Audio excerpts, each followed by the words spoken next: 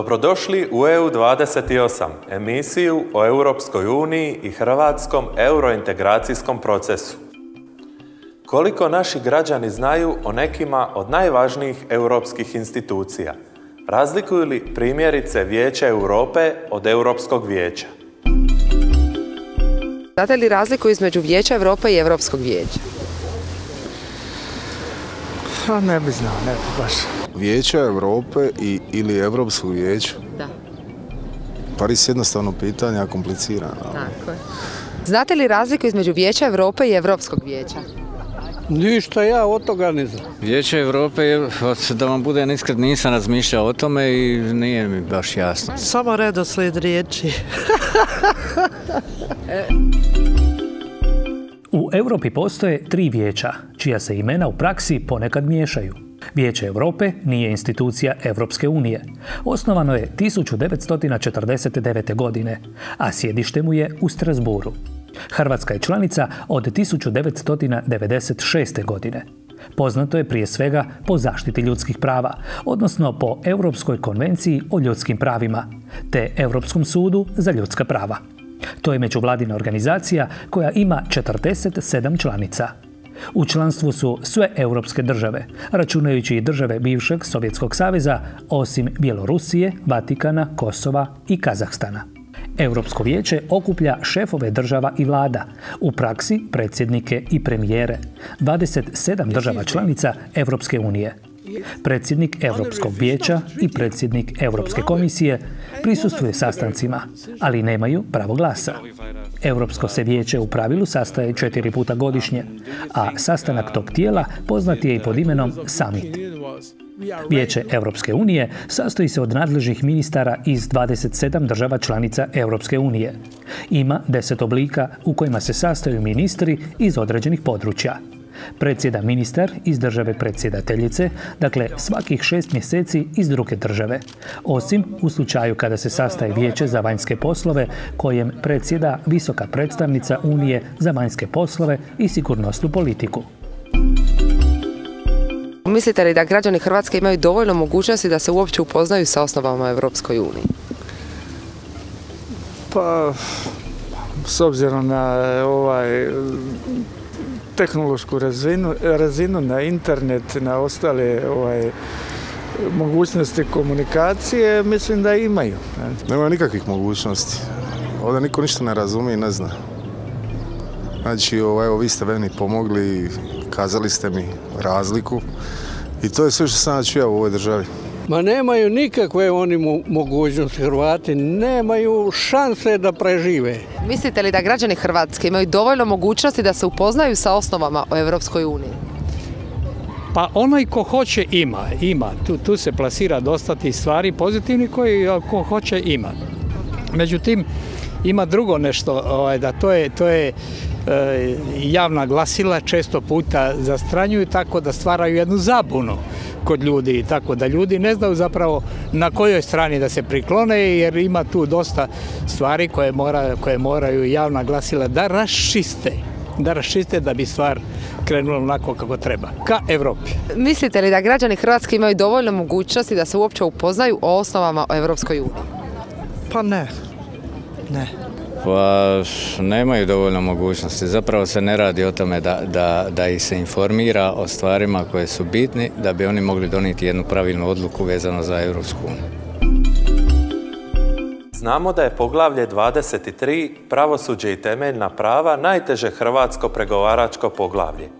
Europska je komisija tjedan dana ranije nego što je najavljeno objavila privremeno izvješće. U Zagrebu se sastao središnji odbor kluba zastupnika Europske pučke stranke. Što nam poručuju europski demokršćani? Europska komisija usvojila je 2. ožujka privremeno izvješće o reformama u Hrvatskoj na području pravosuđa i temeljnih prava. U zaključcima izvješća stoji da je Hrvatska postigla značajan napredak, ali da se očekuju uvjerljivi rezultati na području pravosuđa, borbe protiv korupcije, ratnih zločina i povratka izbjeglica. Između ostalog, u izvješću se glede pravosuđa navodi da je od prosinca 2009. do prosinca 2010. godine Hrvatska malo smanjila broj zaostalih slučajeva od 795.722 na 785.561, što je smanjenje od 1,3%. Zaostatak u starim kaznenim slučajevima smanjuje se za 10,6%. Zaostatak u građanskim slučajevima starijim od 3 godine povećao se za 3,8%. Zaostaci u slučajevima ovrhe također su se povećali. Na području borbe protiv korupcije bilježi se jačanje operativne sposobnosti USKOK-a i veća učinkovitost policije, ali se ističe da 20% radnih mjesta u PN USKOK-u, Policijskom nacionalnom uredu za suzbijanje korupcije i organiziranog kriminala, nije popunjeno. Većina slučajeva vezanih za visoku korupciju i javnu nabavu nije još došla do faze sudskih presuda. Hrvatska treba u praksi pokazati učinkovitu primjenu novog zakonodavstva o pristupu informacijama, povećati transparentnost u javnoj nabavi, poglavito objavljujući podatke o stvarnoj provedbi ugovora. Europsku komisiju brine i podzastupljenost pripadnika nacionalnih manjina među zaposlenima u javnom sektoru, te nedovoljna popunjenost osobljem Ureda pučkog pravobranitelja.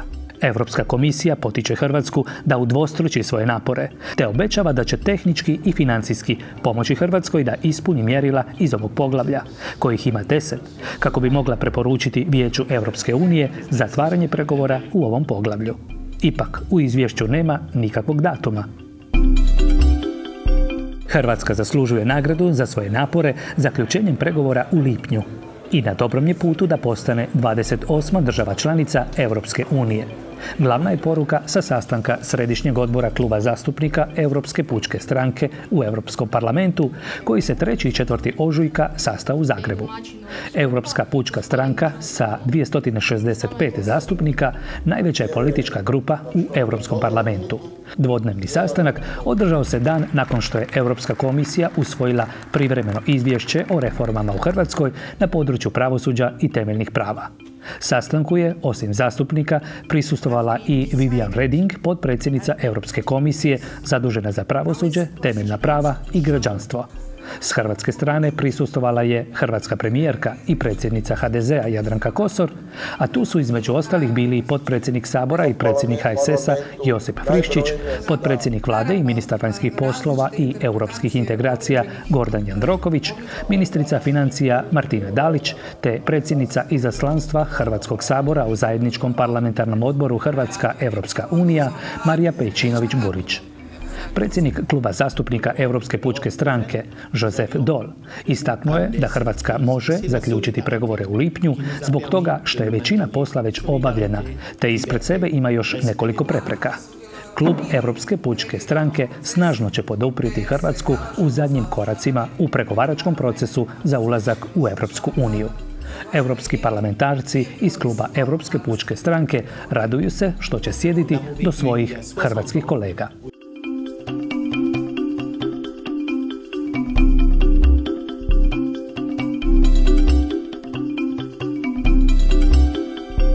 U Zagrebu smo razgovarali s Viviane Reding, potpredsjednicom Europske komisije zaduženom za pravosuđe, temeljna prava i građanstvo.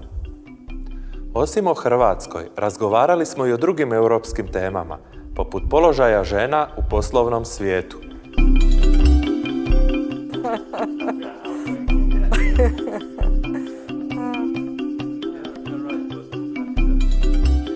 Good afternoon, Mrs. Reding. Good afternoon. What is the state of play in Croatian negotiations, in particular in Chapter 23, Judiciary and Fundamental Rights, which fall within your portfolio? Yesterday, the European Commission, the 27 commissioners in the college, have been looking at the progress made in your country, and we have been very impressed.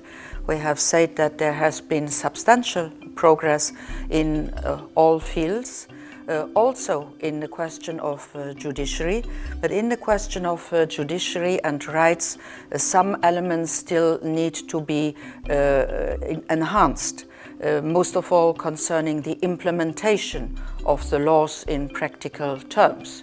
That is the reason why the interim report is a very positive one. It is one of encouragement, and it is one which says that you have the possibility very quickly to resolve the outstanding problems and to do it in a very good pace. So, could we say that closing of the chapter and basically the end of most difficult chapter in our negotiations is now within reach? It is within reach, but the ball is very clearly in the court of the Croatian government. And that is why I was very positively moved by the fact that the Prime Minister calls her government this afternoon in order to see what is the to-do list, what do we need to put in place as a government in the next coming weeks and months in order to respond to the open questions. And of course, we would like to close all the chapters by the end of June, and hopefully we'll do it. But you were rather outspoken on the issue of Roma EU citizens' expulsion from France. What is the situation in France now regarding Roma population, those EU citizens that came to France? The problem which we had with France was that France had not introduced into national French law the rights of the individuals if they are caught by police. So these procedural rights now are in the French Parliament in order to be introduced into the French law so that each citizen, whatever nationality, who takes advantage of the right of free movement can also have not only obligations but also rights installed on him or on her. So you see in Europe, if problems are there, we step in order to solve them. And new member states have that transition period of up to 7 years which restricts the movement of workers from new member states. Could it be argued that this transition period is not exactly in line, that it might be in conflict with one of 4 freedoms, the freedom of movement of people in the European Union? For us, the freedom of movement is a very high treasure, and it should be in all occasions put into practice. Of course, when there is an adhesion document which has to be agreed by all the member states can foresee provisional exceptions, but these exceptions should be very few, and the time for these exceptions should be reduced to a maximum. Also, you also made a strong contribution towards the Citizens' Initiative. Citizens' Initiative allows EU citizens, 1 million of EU citizens from a number of member states, to ask for changes in European legislation. And hopefully very soon Croatian citizens could also take part in Citizens' Initiative and sign certain things. And do you believe that would help to tackle the issue of democratic deficit in the European Union? Well, first and foremost, I do not believe that this slogan of democratic deficit is based on real facts. Look, since the Treaty of Lisbon, we really have the co-decision between the European Parliament, which in all cases of law has to give its agreement or there is no law. So the national parliaments also have been reinforced in the decision-making process of Europe. So the new treaty is really a treaty of parliaments, and I'm very proud about this new treaty, which really puts the democracy in Europe at the top of the democracy democracies worldwide, and that not only for one country, but for 27 countries now, to tomorrow 28 countries. So you see there is no deficit. But of course, the possibility now to have also citizens coming in and express their view on the one or the other subject which is dear to their heart will even reinforce this democratic art of play which is our European level. So democratic values would go one step further, or few steps further. You would also like to get more women into top jobs in European businesses. At the moment, figures are fairly, I would say, miserable. Only 1 in 8 board members of largest European companies is a woman. And do you believe that could be done through self-regulation, or do you believe that a tougher, more direct regulatory approach would be necessary in the end? To start with, the equality between men and women is one of the fundamental rules, values of the European Union. And that is not new, because we are already since decades establishing rules in order to have this equality in real terms. I think that in many degrees we have arrived to very big progress. In politics, for instance, you have many women in the European Parliament, in the Commission. We have also in national governments, well, you have a Prime Minister who is a very strong woman. So in politics, women have really shown that they are real leaders and they can make a difference. We still see problems in companies, in the economic world, where when I look at the boards, 1 in 10 board members is a woman. Well, if you know that 60% of women coming out of people coming out of universities are females, where have they gone? From university to the responsibilities in economy. And this, I think, we need to change, and we need to change it in the interest of the companies, because all evidence shows that companies with more women on top are companies which do better financially, commercially, from the income point of view. So it will be good for the companies to have more women. I hope that companies will understand that by themselves, take the decision at the top that they will introduce women into their structures. If they do not do it, well, then after 1 year we have to come back and see if other measures are necessary. And some people argue that if there are more women on company boards, especially in financial sector, it would be easier to avoid the crisis, as we witnessed, are still witnessing in some countries, regarding the risk-taking, and in general that diversity could help to develop the model of sustainable development. And I hope that you'll succeed for the benefit of all the Europeans, male and female, that we have a kind of less risk-taking in a way that led to the recent financial crisis. You're absolutely right. We have scientific evidence that if you have more women in company decision-making, you have less unconsidered risk-taking, because women ask questions, women are more cautious, do not take a risk for the sake of taking a risk, so there are less errors done. And there is a say which says that, well, we had the problem with Lehman Brothers. Would it have been Lehman Sisters, maybe the crisis wouldn't have been so big. And hopefully we'll avoid a future crisis. Mrs. Reding, thank you very much for taking part in EU28. You're welcome. Pogledajte intervju s Gunnarom Hökmarkom, potpredsjednikom kluba zastupnika Europske pučke stranke i predsjednikom izaslanstva Europskog parlamenta u zajedničkom parlamentarnom odboru Hrvatska-EU. Mr. Hökmark, good afternoon. Good afternoon, good afternoon.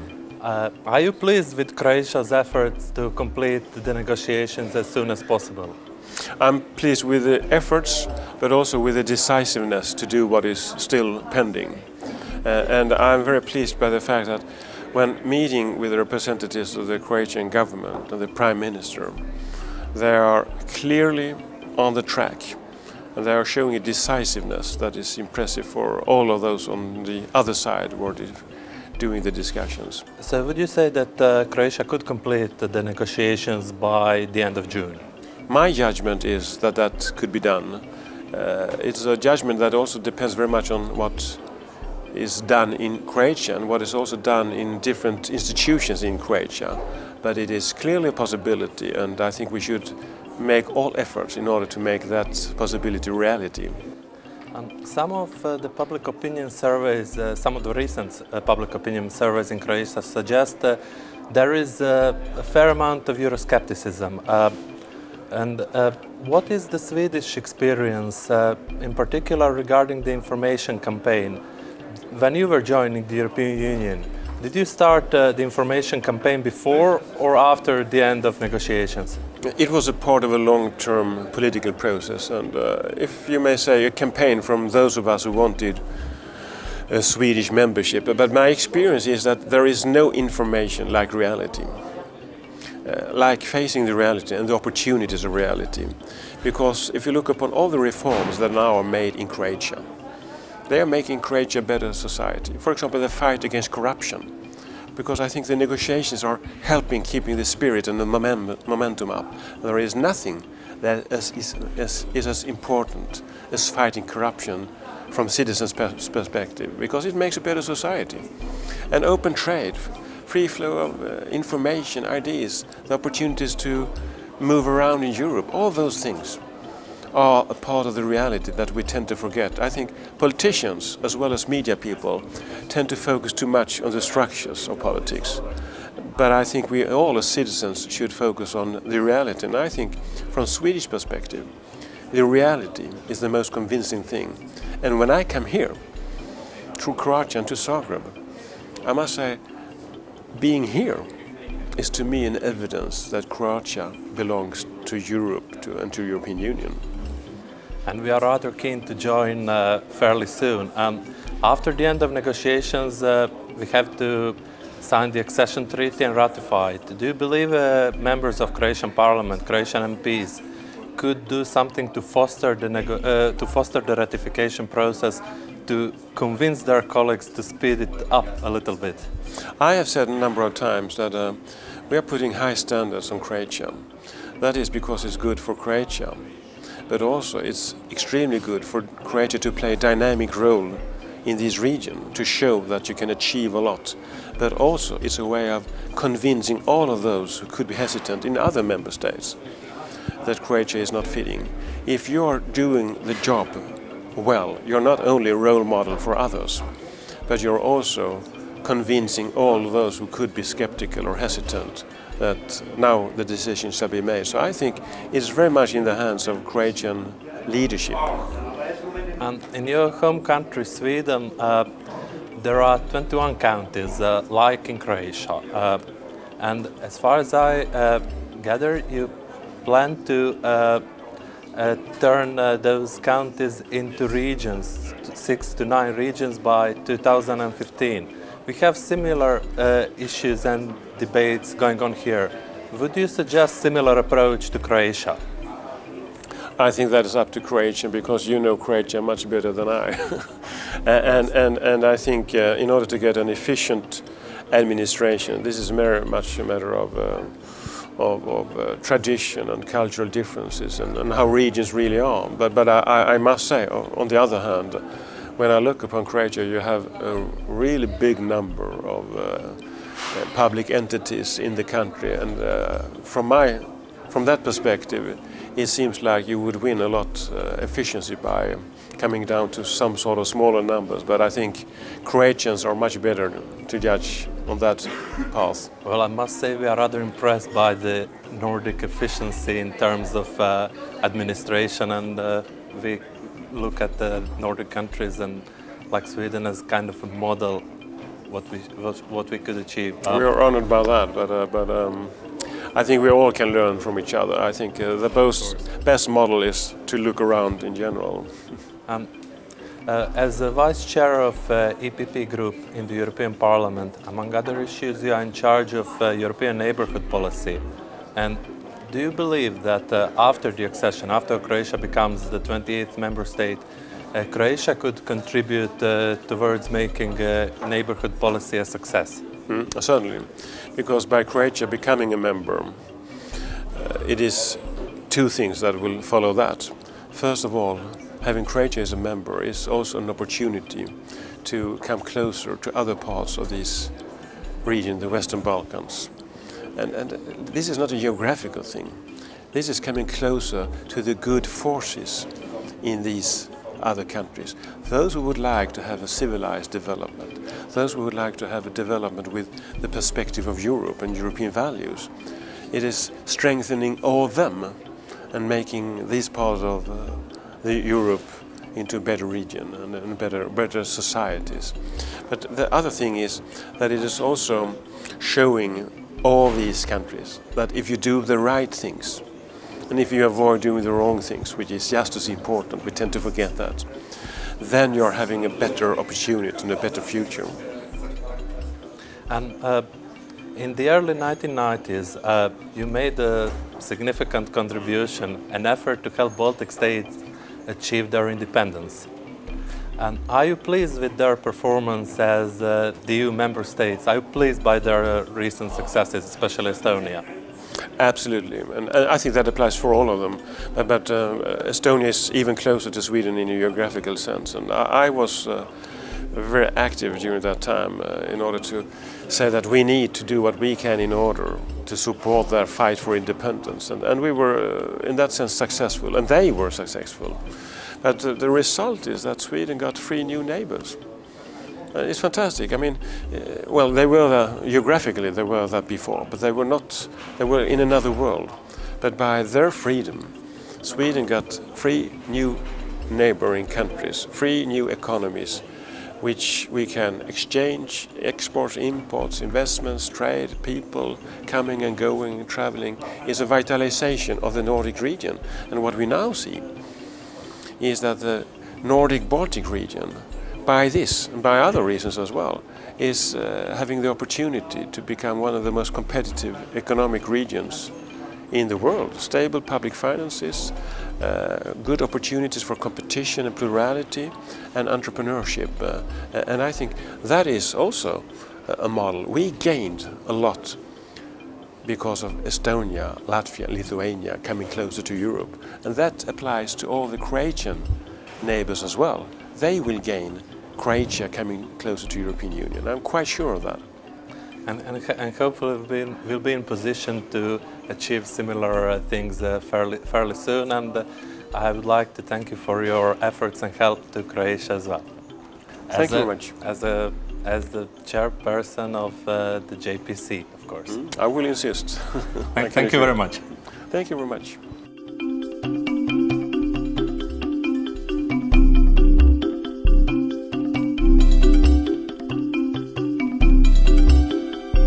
Dobro je paziti na potrošnju električne energije. Pomaže okolišu i kućnom budžetu.